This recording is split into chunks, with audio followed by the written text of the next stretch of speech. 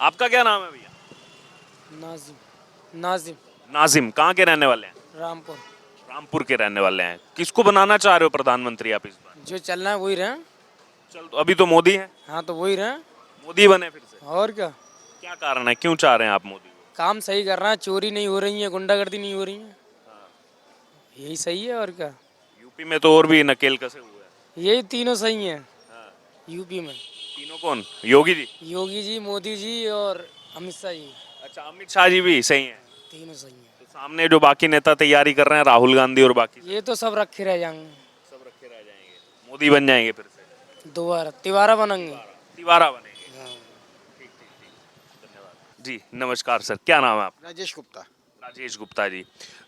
कब से है सर आपकी दुकान यहाँ पर? 25 साल हो गए जी। 25 साल हो गए, 2.5 दशक हो गए सर। हाँ जी, हाँ जी।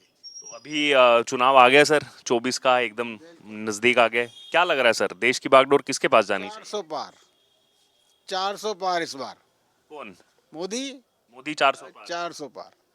लेकिन अपोजिशन तो कह रहा है 250 भी नहीं आने देने की। पोजीशन बचा कहाँ बेचारा, पोजीशन तो खुद ही थैला लेके आ गया बीजेपी के पास। नीतीश कुमार जी खुद ही आ पहुंचे, बचा कहाँ पोजीशन। वो तो बिखर गया पूरा, नीतीश कुमार ने ही नींव रखी थी और वही आ गए। हमारी ढा दिया उस बिल्डिंग को नीतीश कुमार ने। अपना फायदा देख कर लिया, बाकियों को छोड़ गया वो। और उससे बड़ा फायदा किसको देख रहे हैं आप? ये जो सरकार वहां महागठबंधन की टूट के एनडीए सरकार बनी है, बड़ा फायदा अब किसको होने वाला? निश्चित एनडीए को फायदा होगा जी। उस फायदे बिल्कुल एनडीए को ही होगा ना, क्योंकि विपक्ष तो बिखर गया। बिखर गया और इनके पास बिहार में खोने को कुछ था नहीं। कुछ नहीं, बगैर उसके भी इनको मुश्किल हो रही थी जी, नीतीश कुमार के बगैर मुश्किल थी। अच्छा, बिहार बिहार से सीटें ला। हाँ, बिहार से रिलेटेड। बिहार के लिए। अच्छा, उसके अलावा राहुल गांधी एक और यात्रा पर निकले हुए हैं आजकल। वो एक दूसरी यात्रा, भारत जोड़ो न्याय यात्रा वो निकाल रहे हैं। लग रहा है उसका इम्पैक्ट होगा? मैं तो पहचान ही नहीं पा रहा कौन राहुल गांधी। कांग्रेस तो बहुत सारे नेता तो कहते हैं कि प्रधानमंत्री का चेहरा है हमारे। जब तक मोदी है, जब तक तो सोचो मत। कहीं 2054, 55, 60 में जाके सोचना कोई बनेगा। अभी कुछ नहीं होने जा रहा।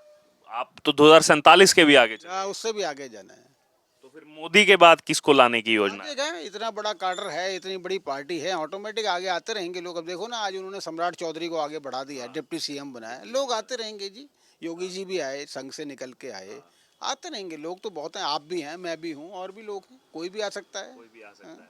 और ये जहां अभी हम मौजूद हैं, ये मनीष सिसोदिया का विधानसभा चुनावी क्षेत्र है। आजकल तो जेल में चल रहे हैं बहुत दिनों से वो। कोई काम नहीं करना पड़ रहा, फ्री की मिल रही है, कोई जरूरत ही नहीं है काम करने की अब तो उन्हें। वो तो केजरीवाल तो कहते हैं हम तो कट्टर ईमानदार हैं और ये हमें दबाया जा रहा है। अभी भी कहा उन्होंने 25-25 करोड़ हमारे विधायकों को दे रहे हैं ये तोड़ने के लिए, सरकार गिराना चाहते हैं बीजेपी। असल में बोलने पे कोई प्रतिबंध तो है नहीं, कुछ भी बोल लो। कुछ सबूत पेश करें, हमारी भी समझ में आए कि भाई करप्शन चल रहा है। कुछ सबूत के बगैर तो मैं भी कह दूं 50 करोड़ वो दे रहे हैं, केजरीवाल जी दे रहे हैं, उससे क्या फर्क पड़ता है। हाँ, कोई सबूत नहीं दिया अभी तक। अब मनीष सिसोदिया जी के बराबर वाले सेल में देखना चाहेंगे, आ जाए केजरीवाल जी भी एक बार। 4 बार ईडी का सम्मन उन्होंने वापस कर दिया। निर्दोष हैं तो क्यों कर रहे हैं वापस? जवाब दें उनको। खुद ही टैग देते रहते हैं हम कट्टर ईमानदार। हाँ, जवाब दें उनको। मानहानि का दावा ठोकें कि मेरे को गलत सम्मन दे रहे हैं ये लोग। हट के पीछे क्यों हट रहे हैं? आखिरी कमेंट, 400 पार का लग रहा है आपको हो जाएगा? 400 पार पक्का। हैट्रिक, निश्चित हैट्रिक।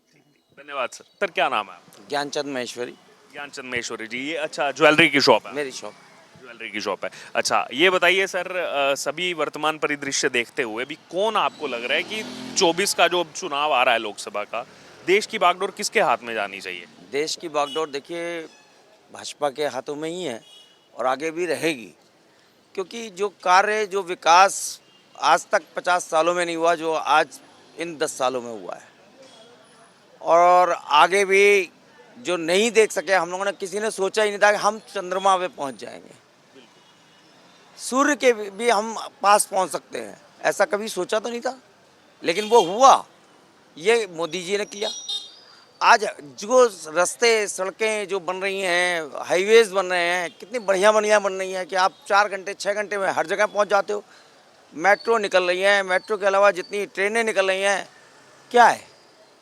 तो देखिए, जो विकास, हम तो विकास के ऊपर ही देंगे, उन्हीं को तो कहेंगे कि विकास जो कर रहा है उसी को आगे बढ़ाएंगे। तो विकास के नाम पर वोट जाएगा इस बार? बिल्कुल। जय श्री राम। सर क्या नाम हुआ आपका? विनय। विनय जी। कहाँ के रहने वाले? यूपी। यूपी के रहने वाले हैं। तो अभी दिल्ली में काम के पर्पज से? हाँ, यहाँ मैं जॉब करता हूँ। अच्छा, क्या लग रहा है सर आपको इस बार अभी चुनाव आ गया एकदम सर पर, कौन कैपेबल लग रहा है अभी देश की बागडोर संभालने की? देखो मोदी जी के अलावा तो कोई दिख ही नहीं रहा। बाकी सब अपने बस ये इंडिया अलायंस बना के कर रहे हैं। यानी मतलब कहीं ना कहीं खलबली है कि किसी तरह के से रोके, जबकि ऐसा कुछ है नहीं। अलायंस भी तो बिखर गया आज पूरी तरह से, टीएमसी उधर, आम आदमी पार्टी उधर और जेडीयू तो ममता बनर्जी ने बंगाल में कहा कि मैं अकेले लड़ूंगी। जेडीयू बिहार में तो आपने देख ही लिया, एनडीए के साथ सरकार ही बदल गई। सरकार ही बदल गई। तो ना तो इनका इंडिया अलायंस चलेगा, ना तो कुछ चलेगा। आएंगे फिर से ही वही मोदी जी। फिर से मोदी आएंगे। बिल्कुल। तो कितनी सीटें लग रहा है आपको इस बार बीजेपी ला सकती है? देखिए 300 प्लस तो आएगी ही। 300 प्लस आएगी, हाँ यानी कि फिर से पिछली बार का रिकॉर्ड कायम रहेगा, हैट्रिक। बिल्कुल बिल्कुल बिल्कुल। क्योंकि अब तक ऐसा हुआ नहीं है बीजेपी के इतिहास में कि 3-3 बार सरकार लगातार। बीजेपी के इतिहास में ये भी तो नहीं था कि लगातार 10 साल से गवर्नमेंट सेंट्रल में थी। तो वो भी हुआ, ये भी होगा, ये भी होगा। विश्वास है युवाओं को, विश्वास। बिल्कुल बिल्कुल बिल्कुल। तो राहुल गांधी के बारे में क्या कहना है? राहुल गांधी तो बस उन्हें तो बोलना ही नहीं आता, क्या बोलना है क्या नहीं बोलना है, समझ तो है नहीं किसी चीज़ की।